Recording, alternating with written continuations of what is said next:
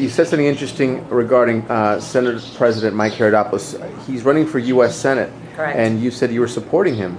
Yeah, I'm strongly supporting Senate President Mike Haridopolos. I think that he's been an incredible leader in the state for the last 10, almost 11 years. And I think he'll have if he has an opportunity to bring that to the national stage, well, then he should do it. So I'm happy to support him. Now, you spoke about parental rights. So you're a big proponent of parental rights. You have a bill proposed in the Senate now? We have right now a Senate memorial. There'll be a Senate memorial and a House memorial urging Congress to strengthen parental rights. The reason for this is that because we've seen that that the U.S. Supreme Court, based on some federal legislation, has not been very strong on enforcing some of those rights, and where we've seen some of the most egregious examples have been in teaching of sexual and reproductive issues in public schools, and so what we've done is to urge Congress that that some of those federal laws need to be changed, and so that's where we have that parental rights memorial both in the Senate and the House. Now, last year the controversial ultrasound bill was defeated. A lot of us are proponents of that. Are you going to propose that again this year? Well, actually, the bill passed in the House and the Senate. Unfortunately, it was vetoed by then Governor Christ. And so this year, we're moving forward. We feel very strongly that this is an issue of great importance to the state of Florida. And so there will be a bill. There will be various pro-life legislation, different bills proposed this year. But one of them is certainly going to be the bill requiring an ultrasound prior to a woman having an abortion. It is, most abortion clinics have these ultrasound equipment.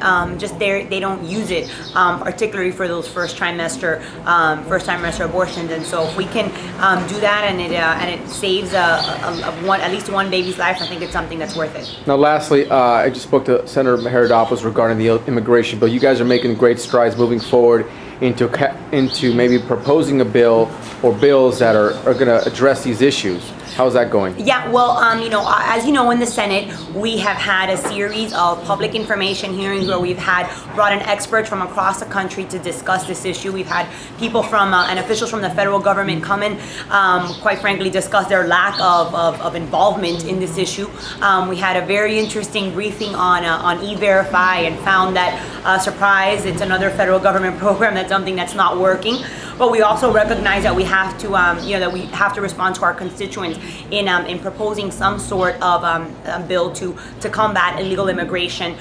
So I believe that these two issues that we're going to be focusing on from the Senate side will be dealing with the over 5,000 inmates that we have in our prisons who are illegal immigrants, urging them to leave the country and deporting them, working with the federal government on that. And then the second issue will be working somehow with E-Verify. While it's not a perfect program, it's a program that we have on our books, and what we're still finalizing is how to balance the need for ensuring that we have legal workers while not creating an extra layer of bureaucracy or paperwork for particularly some of our smaller business owners. And so we're working on some of the details, and I'd expect that we'll have a bill out in the next couple weeks. One of those details, I'm assuming, is the fact that the way E-Verify is currently handled is the fact that you have to hire, as a businessman, you have to hire the person first and then verify if they're legal or not. And that could open up a can of worms in the legal system. Yeah, I mean, in the legal system, it can,